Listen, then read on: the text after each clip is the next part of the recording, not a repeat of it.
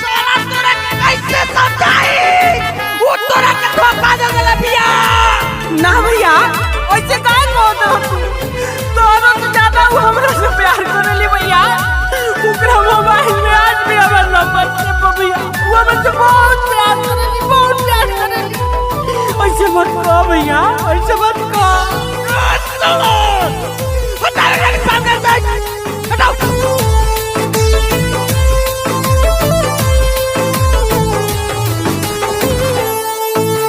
हाल में कवना जिया कहानी पूछूं एक बार आवा हो। दिलवा के बंधज करवाली डॉक्टर कवन बतावा हो। दिलवा के बंधज करवाली डॉक्टर कवन बतावा हो। दर्द ये दिल के सहतानी ऐसे जन तड़पावा हो। दिलवा के बंधज करवाली डॉक्टर कवन बतावा हो।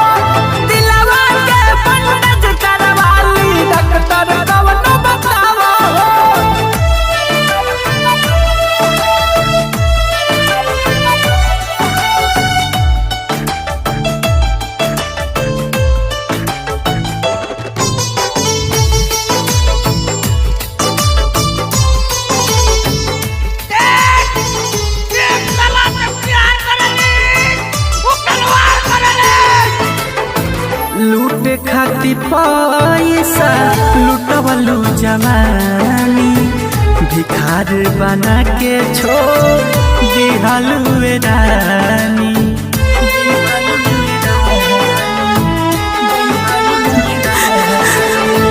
लूटे खाती पैसा लुटवलू जवानी भिखार बना के छोड़ दिहलू रानी।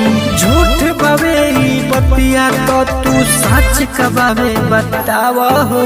झूठ बवे बतिया तो तू सच कबावे बतावा हो।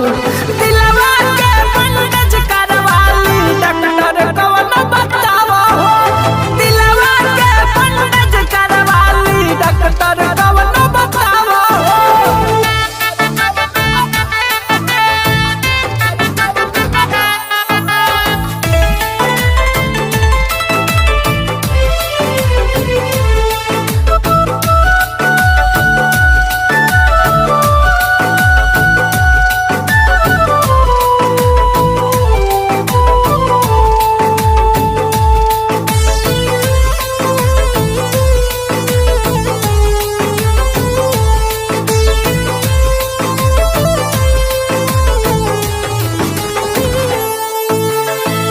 पहिला मोहब्बत के पहिला दागा जिंदगी बतहरा लगे मौत बयागा।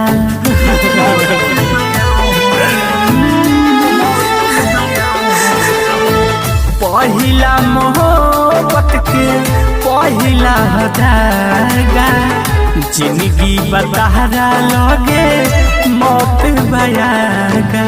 बिहारी लाल कृष्ण के गोरिया अतना जान रुआवा हो।